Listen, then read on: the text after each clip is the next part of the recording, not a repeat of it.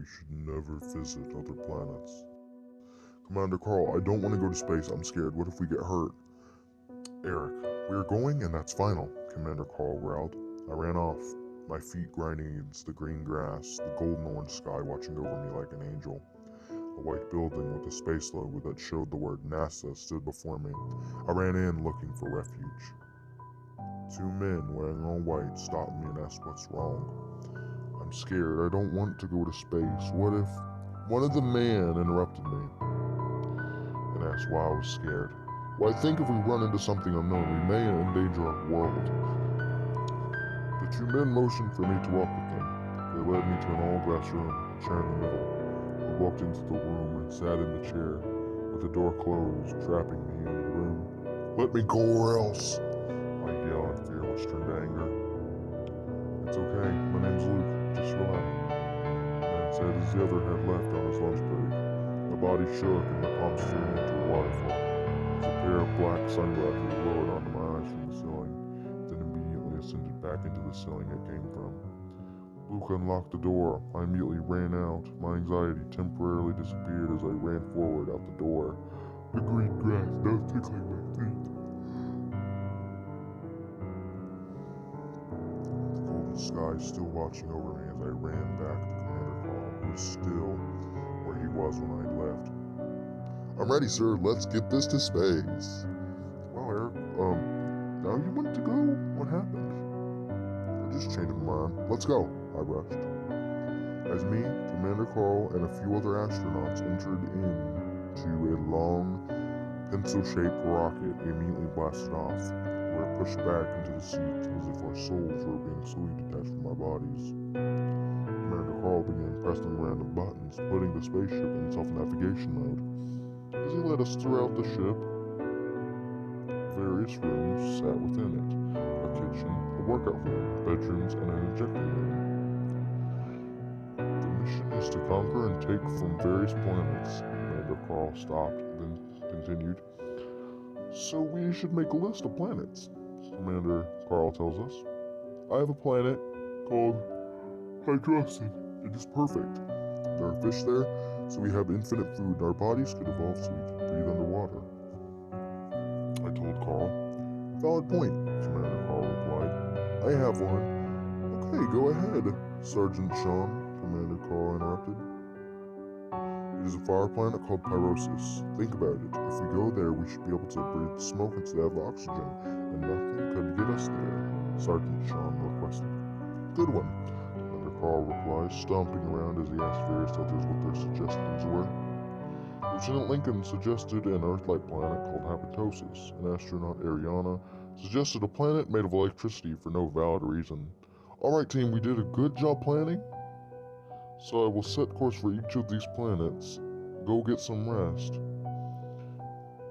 It took 5 hours for us to reach Pyrosis. We stepped out. Smoke entered our lungs as we coughed. Everything around us was charred black, except for the orange lava that flowed through the land. I jumped up, my body ascending upwards as it descended back down. Sergeant Sean, you will stay here and colonize this planet, and astronaut Ariana will stay with Sergeant Sean. Commander Carl, me, and the others left Sean and Ariana as we set course for Habitosis, Lieutenant Lincoln's suggested planet. Commander Carl, you should pick a planet, I told him. Alright, I picked the same one you picked, Eric, Commander Carl replies. As we entered the Earth-like atmosphere of Habitosis, we could feel the air hitting us.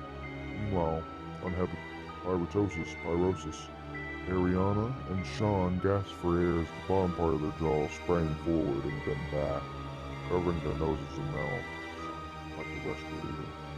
Back on Habitosis, our ship landed, helping all of us to get out. Lieutenant Lincoln, you will stay here and gather all the resources, and if you see wolves, snakes, or anything with the word, the end is near on their chests, kill them with it. This will help humanity begin gain godlike power. Use only this pickaxe to complete the mission, and we will come back and get you. Commander Carl tells Lincoln. As we get back into the ship, we settled course for Hydrossen, my planet. That took us 9 hours, but once we reached the planet, everything was freezing. As we stepped onto a platform with houses and fishing gear which barely stood still, causing us to nearly fall into the water. Eric, you will stay here and gather the water and fishes from this planet so that we may have infinite food. Okay, I said, sitting down carefully. The platform wobbled, causing me to fall into the water.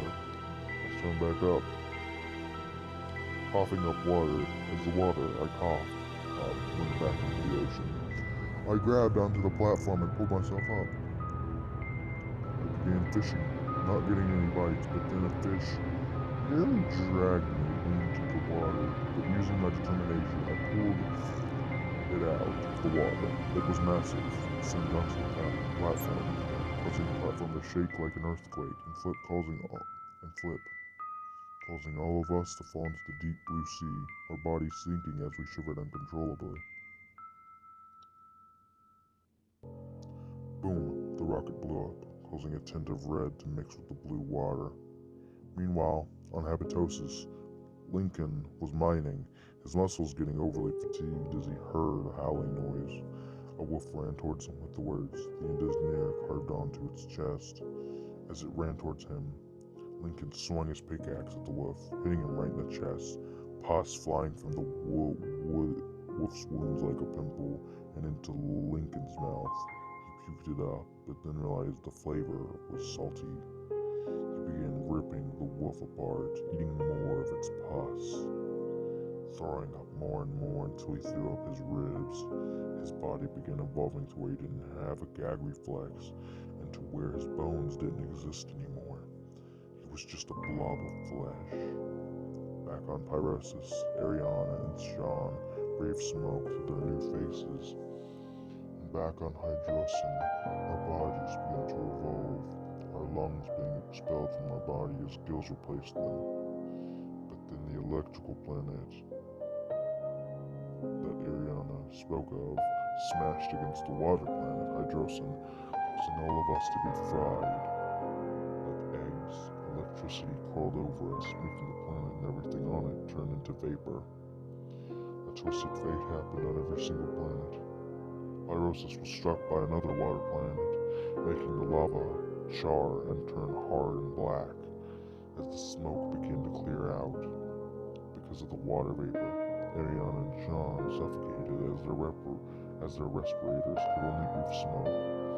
And Habitosis lost all inhabitants other than Lincoln, who had gone off, devouring every single creature, his pickaxe covered in cream-colored pus, as dead eagles, wolves, and other creatures laid on the ground, including Lincoln, who had starved from throwing up everything.